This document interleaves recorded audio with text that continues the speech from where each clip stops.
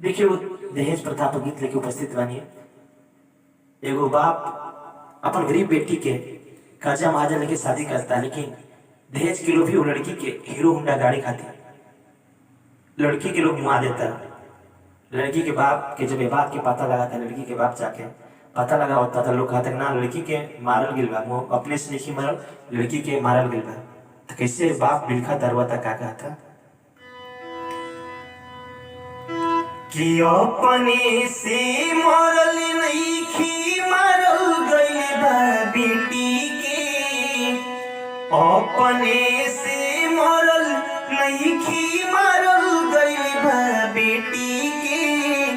Hero Honda गाड़ी खाती जारल गइल बा बेटी के, हीरो होंडा गाड़ी खाती अपने से मरल नहीं मारल गइल बा बेटी के, अपने से मरल नहीं मारल गइल बा बेटी के। हीरो होंडा गाड़ी खाती जारल गइल बा बेटी के, हीरो होंडा गाड़ी खाती। लड़की के बाप कहते हैं कि लड़की 3 दिन पहले हमारे पास फोन कर लिया कि पापा अगर व्यवस्था करके हीरो होंडा गाड़ी की व्यवस्था नहीं किया तो लोग हमरा के मुआ दी, रोज ताना मारा तो लोग वो देवालों को सही न धोखा।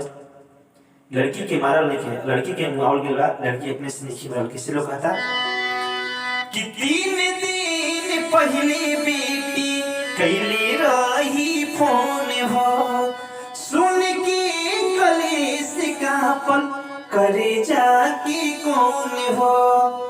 3 दिन पहले बेटी कैले रही फोन हो, सुन के कलेश का पल करे जाके कौन हो। एक झोटा सभी का मारल गइल बा बेटी के, एक झोटा सभी का मारल गइल बा बेटी के। हीरो होंडा गाड़ी खाती जारल गइल बा बेटी के, हीरो होंडा गाड़ी खाती।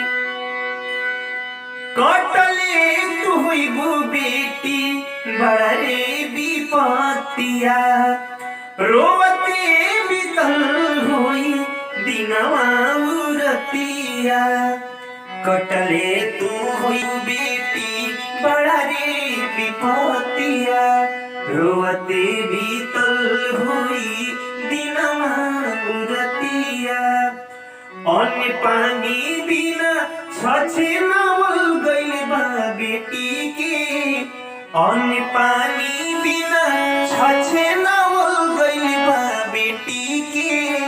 हीरो होंडा गाड़ी खाती जारल गइल बा बेटी के, हीरो होंडा गाड़ी खाती अपने से मरल नहीं मारल गइल बा बेटी के, अपने से मरल नहीं मारल गइल बा बेटी के।